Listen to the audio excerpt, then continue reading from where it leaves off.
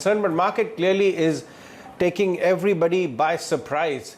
No apparent great news coming in, but still the market is continuously going higher every day. Perhaps got to do with the liquidity, perhaps got to do with the FOMO, fear of missing out. Everybody wants to position themselves, but there is clearly some amount of resilience in the market. Sandeep Raina is here with us to talk more about markets from Edelweiss. Sandeep, when I'm sure your clients are also posing this question to you in your conversations of the disconnect between the real economy and the overall news flow around versus the market, which is just rallying and failing to go down. What's happening and what are you recommending them? What are you making of the market's resilience? Right question, Ajay. And yes, see what is happening is we have to understand there was lockdown 1, 2, 3, 4, 5, and suddenly one unlock 1.0 happened.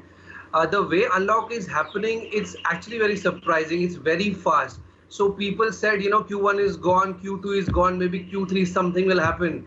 But today people are talking, no, Q2 is looking very good, and in Q1 also maybe something will come up vis-a-vis the expectations. So I think the unlock is happening very, very smoothly and very strongly. So that is one part of it. Second, I think the FIM money which is coming in is interesting because every day kind of 1,000 crores of capital you are seeing flowing into markets. That is also kind of giving a lot of push to the market on the upside. So I think these are two reasons. Plus there are pockets of companies which had significantly fallen. Like look at what happened to NBFC space. People said maybe a lot of companies will go burst, and maybe the market leaders will also find it difficult to come back. I think all that is changing a bit, and that is the reason market is showing that kind of resilience. And trust me, market gave us a lot of time, except for the 7,500 where it moved up quickly to 8,500. From there, every 400, 500 points, market is waiting, stabilizing, and then moving up. So market also gave a lot of time for people to buy. And this is what is happening right now. And trust me, there are a lot of people who are still sitting on sidelines and not actually have invested. So now they are coming in as a compulsory buyers. So all these conditions actually is leading market to do very strongly. Right, you're right. I mean, just look at Bajaj Finance right now. You were referring to that stock up 5%. I remember if you can pull up the 3-month graph, within this 3-month gap only, the stock had almost fallen to 1,800 bucks or thereabout, and it's almost a 50% rally in Bajaj Finance in the 3-month period. Similarly, look at Bandhan. It's up 10% right now, and the last 3 months, if I'm not wrong, it went closer to 170, 180 on the downside. Again, a 40% rally within this 3 months. Look at that. The low was 1829 and now it's 2800. 50% rally. Bandhan will also come up on your screen. There was all kinds of 3 months. The stock has doubled actually. Wow. Did you manage to catch some of those in terms of your calls to your key clients, because you work very closely with the HNI community, which have relatively more risk-taking ability? How have your experience been, and if you could share some of the names which you managed to catch successfully in the last massive dip? So in this, I think Chola is one which we actually captured very well. It had fallen to 125 levels and from there on moved up. So idea was very simple, Ajay. We said, these guys like Chola used to do 21% ROE and used to trade at 2.5 to 3 times, and currently we are getting at 1 time. I don't know how much further it can fall, but at 1 time you have to buy these companies which are very strong on the management, very strong on business models, and that was the call.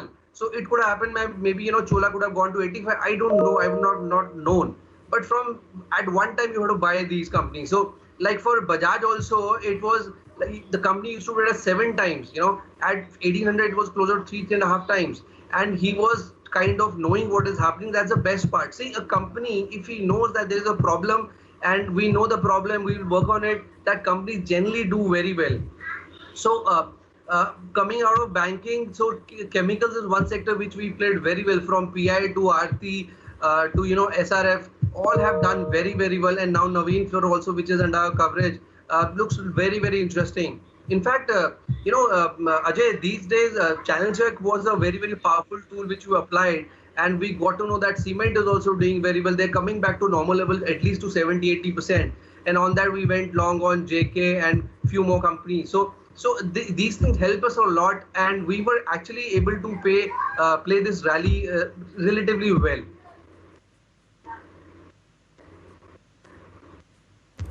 Right. Let's pull up some of those names, and I'll ask my producer to fire only the 3-month graph because that only adds a perspective as far as the conversation goes.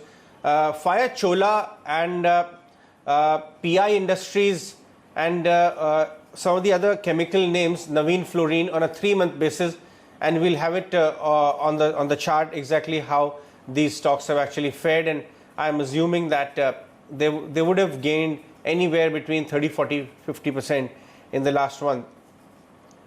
Right. Okay. Let's try and get cement names. Cement, what's the channel check indicating you, and what kind of names? Because we all know what happened with India Cement. Well, there was nothing new, just a Bloomberg wire copy that possibility of an open offer by Mr. Damani as far as India Cement goes, and the entire mid-size cement space fired up. And he's not even crossed 21%, it's 20.5%. But it re-rated the entire mid-cap cement space, and commentary from Shree Cement, of course, is also very good that tier 2, tier 3 is witnessing some good demand. You tell me, what are your research guys telling you after speaking to host of these companies, what kind of operating capacity they are operating at? And apart from JK also, you like something? Yeah. So I'll just give you what we are thinking on this. See, one thing, Ajay, we have to know that in India, rural is doing very well. So rural, we know, is a big portion of our consumption, and that is doing actually exceedingly well, which has kind of helped India a lot. That is one. Second, in cement, when we did the challenge check, we realized that it is not that bad, because people said that construction will stop, these companies will go to maybe stopping the plant, or maybe 5-10% capacity utilization, that all will happen. But actually it didn't pan out like that, because the demand was coming back very strongly in May. When we were talking to them, they said we are already at 70-80% of my normal utilization, which is a very big number, because what we were saying that they will be operating 5 to 10%, they were back to 70-80%. One more data point which was very interesting for us was the demand for power. Actually, power demand was also coming back to 80 and 85% level, which actually is a very good, powerful tool for us to know that markets are coming back to normalcy. That means factories are coming up, and of course these are supply side things. I know that demand side is still to prove, but at least one side is getting its act together, and that was the reason that you had to play this company. Now JK again is part of same. Shree Cement is part of same. Actually, Shree Cement actually did grew. I mean, not talking about degrowth, they grew by 2% in that month. So which is very, very interesting actually.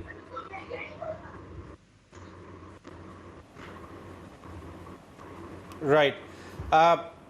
Sandeep, talk to me about how, if you have a handle on how's the leverage right now among big HNIs or big family office kind of accounts which you are working very closely with. What I mean to ask you is this: when market goes up, and these guys they also are open to taking leverage as far as their strong conviction calls are concerned. I clearly remember a couple of months back, the leverage book of big HNI and family office had become almost zero, and we all know 3-4 companies which actually operate that kind of book, right? I'm assuming that you would have a call on or handle on, has that started building some leverage? Is that kind of smart risk-taking kind of money started building some leverage, or not yet? See, I would not know the specifics, but generally I would know that leverage is still not there. People are not borrowing capital to put in these markets, that is for sure. Because see, we have to understand markets are still very volatile, although they are going up. Your VIX is still about 30, which again is on the higher side. So people are not adding too much of risk. People are not adding leverage and buying into markets. The capital what they have, which is enough because they were sitting on a lot of cash, so they are just putting that money into markets.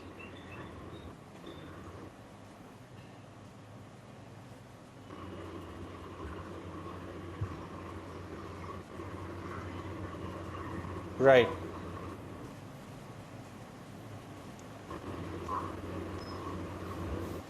Right. All right, Sandeep, we'll let you go on that one. Thanks so much for joining us, and Look forward to having more of you on the show going forward. Thank you very much for your time. That was Sandeep Raina speaking about some of the stocks which have done well and the new kind of calls which they are giving to your clients.